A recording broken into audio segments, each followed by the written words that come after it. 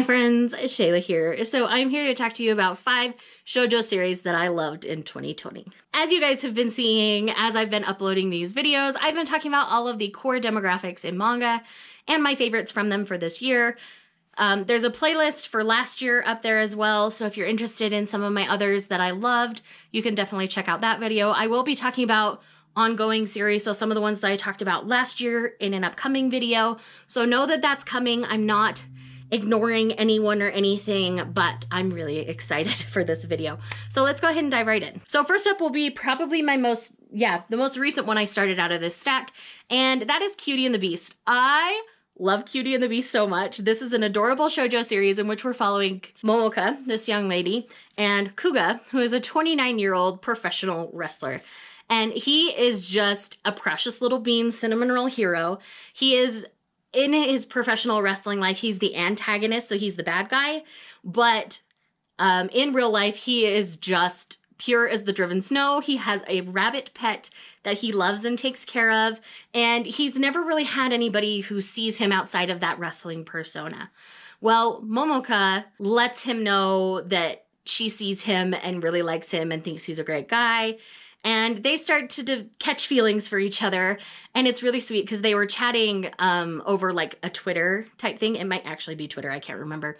But he invites her to a match, and she shows up and they chat, and it's cute. I really like them. It is an age gap romance, so beware of that. I know that's not everybody's trope, but know that that is present. I love it so much. It's amazing. Please go give it a try and read it because it's so sweet. I love it. Next up, we have Love Me, Love Me Not. This is a great shoujo in which we're dealing with 4 friends. 2 of them happen to be step-siblings. I'm not going to tell you who if you haven't read the series. And this is about 2 other friends becoming friends with the step-siblings and about the romantic shipping and pairings between the 4 of them. It is really sweet. I really love this. It does have some drama to it. It is from the same mangaka who does Ao Haru Ride. I absolutely love and adore Ayosaki Saka. I've read all 3 of her series this year. I completed the other 2 this year as well. And the art style is very Ayosaki Saka, and it's amazing. I absolutely love this. It's so good. And the drama within it is great. A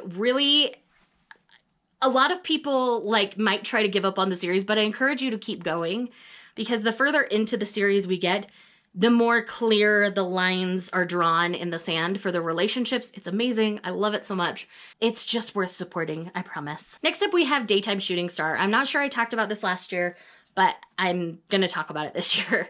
I realized it probably might have made my video last year, but I kind of don't care.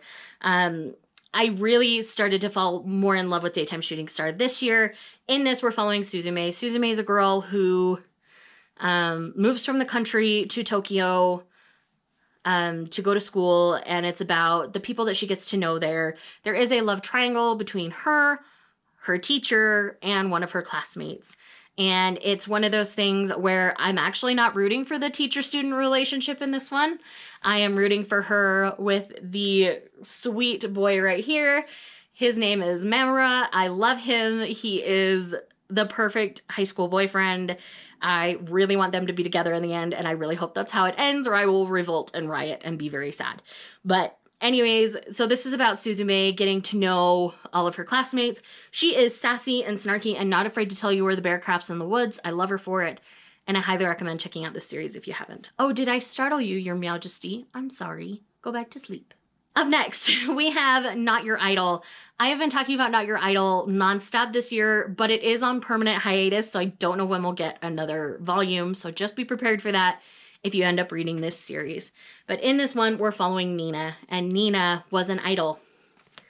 And at a meet and greet, she is attacked, and her arm is cut, and so she's bleeding at this meet and greet. It's a handshake event, so she had her arm extended, and he ended up cutting her. And this is about how she is no longer an idol.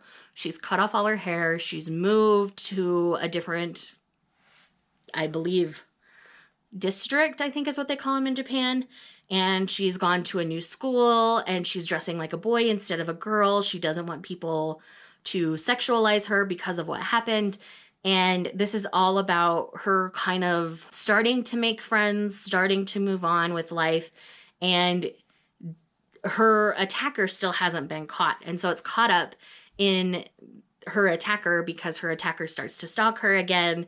And it's amazing. This is so suspenseful, on the edge of your seat. Amazing. I cannot wait till we get new volumes of this. I'm so excited. Please wish the mangaka well, because I believe it's illness that's kept the mangaka from writing. So anyways, guys, I love this series so much. I can talk about it forever. You all know I can, because I have extensively on this channel.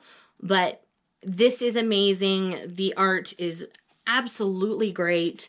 There is a young boy who, his name's Hikaru. He's the one who starts to befriend her, but he also figures out who she is.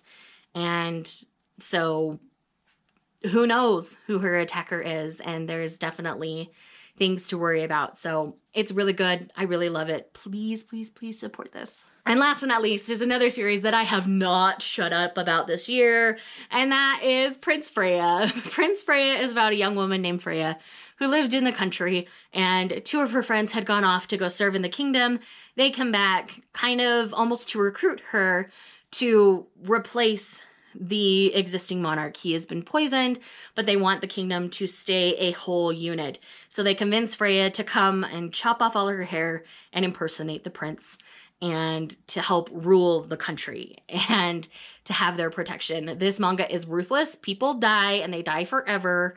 And I love this series so much. I was on the edge of my seat for most of it.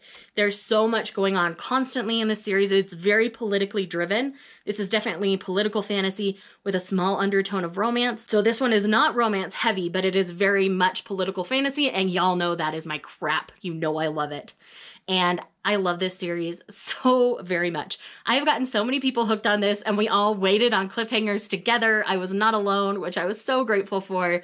But I love this series with my whole heart and soul. So please, please, please, please, please check out this series if you haven't, especially if you like things like Yona of the Dawn or even Requiem of the Rose King.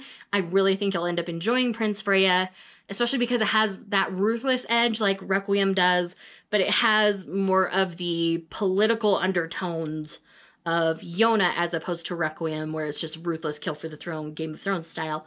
It's more, I need to protect my kingdom kind of style. And it's so good. I love it so much. So highly recommend. So friends, those are 5 of my favorite shoujos from this year. I read a ton of amazing shoujo. You'll see some in other lists for this year.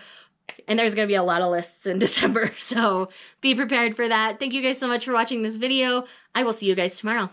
Bye.